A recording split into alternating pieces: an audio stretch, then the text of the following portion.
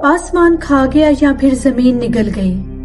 ये मुहावरा आपने बहुत से लोगों से सुना होगा, लेकिन अर्थ में एक ऐसी जगह भी है जहां लोगों ने क्लेम किया है यहाँ सच में ऐसा होता है।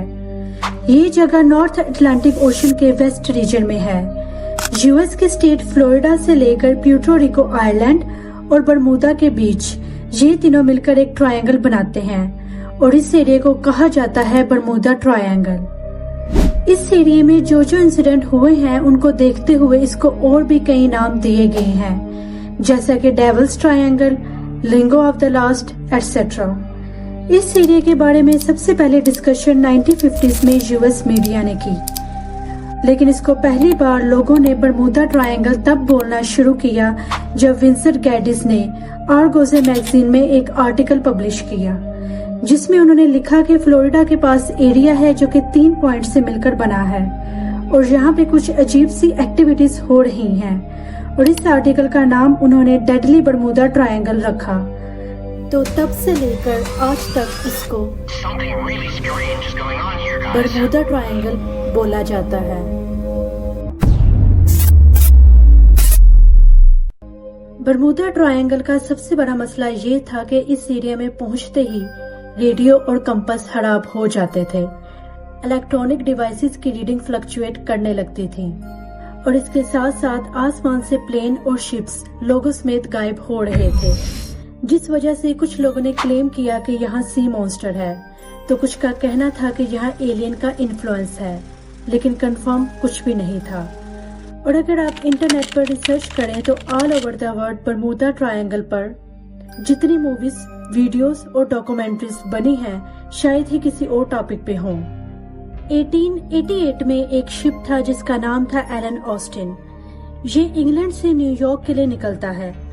2 से 3 दिन ट्रेवल करने के बाद इस शिप का जो कैप्टन था, कैप्टन ग्रिफिन, वो एक अनप्लान्ड शॉर्टकट लेता है और ये शॉर्टकट बरमूदा ट्रायंगल से गुजरता था।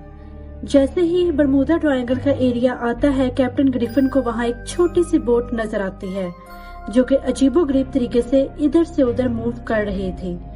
कैप्टन ने कई बार कोशिश की उससे कम्युनिकेट करने की, लेकिन कोई भी रिस्पॉन्स नहीं आया। कैप्टन ने अपने चंद साथियों को उस बोट के पास भेजा। जैसे ही वो बोट के पास पहुंचे, हर कोई शॉक था क्योंकि सारी की सारी बोट खाली थी।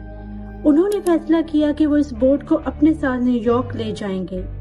जैसे ही ये लोग आगे बढ़ते हैं, एक बहुत भारी तूफान उन्हें घेर लेता है, जिसमें बोट चंद लम्हों के लिए गायब हो जाती है। जैसे ही तूफान थमता है, बोट दोबारा से नजर आती है और कैप्टन ग्रिफिन ये देखकर शॉक हो जाते हैं कि बोट बिल्कुल सही सलामत थी, लेकिन उनके साथी गायब थे। जिसके बाद ये बोट को वही छोड़ देते हैं और न्यूयॉर्क के लिए निकल जाते हैं और अगले ही दिन ये कहानी हर तरफ फैल जाती है।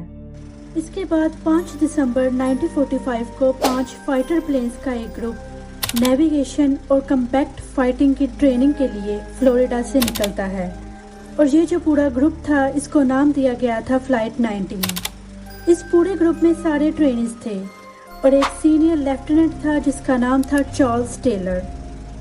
इनकी ट्रेनिंग का जो रूट था उसमें ये था कि ये फ्लोरिडा से निकलेंगे, इसके बाद चिकन रॉक एक जगह है, वहाँ पे बॉम्ब ड्रॉप करेंगे और ग्रैंड बहामा पे जाके वापस फ्लोरिडा आ जाएंगे। उस पर्टिकुलर टाइम पे तो मौसम बिल्कुल क्लियर था, लेकिन जैसे ही ये लोग निकलते हैं उसके 2 घंटे बाद ही मौसम खराब हो जाता है और इनके सीनियर लेफ्टिनेंट रिपोर्ट करते हैं कि अचानक से उनके कंपास में प्रॉब्लम आ रही है और वो अपनी टीम से भी कोऑर्डिनेट करते हैं, लेकिन उन सब के कंपास खराब थे और ये सारा ग्रुप डायरेक्शन लेस हो जाता है। इसके बाद इनको ढूंढने के लिए एक और एयरक्राफ्ट भेजा जाता है, लेकिन वो भी गायब हो जाता है और उसका आखिरी मैसेज था कि यहाँ 100 फीट की ऊंचाई पर कुछ जलता हुआ नजर आ रहा है। इसी तरह क्रिस्टोफर कोलंबस ने अपनी एक बुक में भी ये चीज मेंशन की थी कि जब वो यूरोप से निकलकर बरमूदा ट्रायंगल के पास पहुंचे तो उनका जो कंपास था उसने काम करना छोड़ दिया था। ऐसी और भी बहुत सी स्टोरीज है बरमूदा ट्रायंगल के ऊपर, जो कि वीडियोस, मूवी और डॉक्यूमेंट्रीज की फॉर्म में बिक रही हैं, और ये सिर्फ इमेजिनेशन और उन चंद पर्टिकुलर इंसिडेंट पर बेस करती हैं जो कि 100 से 200 साल पुराने हैं, जिनको आज तक वेरीफाई नहीं किया जा सकता। لیکن ہم ان حقائق پر فوکس کریں گے جو کہ سننے میں کافی لاجیکل اور سائنٹیفک ہیں۔ برمودا ٹرائنگل کے اس ایریا کے بارے میں ایک ایکسپلینیشن میگنیٹزم کی بیس پر دی جاتی ہے۔ جب ہم کمپس سے نارتھ کی ڈائریکشن میں دیکھتے ہیں تو وہ میگنیٹک نارتھ پول کی طرف پوائنٹ کرتا ہے، جو کہ ایکچوئل میں نارتھ پول سے تھوڑا سا الگ ہے اور اسے جیوگرافیکل نارتھ پول کہا جاتا ہے۔ ہماری زمین پر کچھ ایسے ایریاز ہیں جہاں پر آپ کمپس کا استعمال کرو گے تو میگنیٹک نارتھ پول اور جیوگرافیکل نارتھ پول ایک جیسے ہوں گے اور انہیں کہا جاتا ہے ایگنک لائنز۔ ویسے تو یہ لائنز چینج ہوتی رہتی ہیں، لیکن برمودا ٹرائنگل میں ان کا سینٹر ہے اور اسی وجہ سے یہاں پہ کمپس صحیح طریقے سے کام نہیں کرتا۔ اور ایک اور ایکسپلینیشن یہ ہے کہ برمودا ٹرائنگل کا جو ایریا ہے وہاں پر میتھین ہائیڈریٹ کی شیلڈ بھی ہے، اور جب میتھین کی ایرپشن ہوتا ہے تو وہ پانی سے مل کر بڑے بڑے ببلز بناتا ہے، جس سے پانی کی ڈینسٹی کم ہو جاتی ہے اور شپس ڈوب جاتے ہیں۔ اس کے ساتھ ساتھ یو ایس کی ایسی اسٹیٹس جو کہ برمودا ٹرائنگل سے جڑی ہوئی ہیں وہاں ہریکین بھاری مقدار میں آتے ہیں، اور ایسے اور بھی کئی ریزنز ہیں جس وجہ سے ایکسیڈنٹ ہوئے ہیں۔ 2016 میں کولوراڈو کی ایک یونیورسٹی کی ٹیم نے برمودا ٹرائنگل کے سیٹلائٹ کی امیج نکالی اور یہاں پر ان کو ہیگزاگون شیپ کے کلاؤڈز نظر آئے۔ یہ کلاؤڈز ایک ایئر بمپ کی طرح ریئیکٹ کرتے ہیں اور یہ ایئر کرافٹ پر 175 مائلز پر آور کی سپیڈ سے ہٹ کر سکتے ہیں، جس سے پورے کا پورا ایئر کرافٹ کلیپس ہو سکتا ہے۔ یہ تھا دوستو، آپ کو ہماری یہ ویڈیو پسند آئی ہوگی۔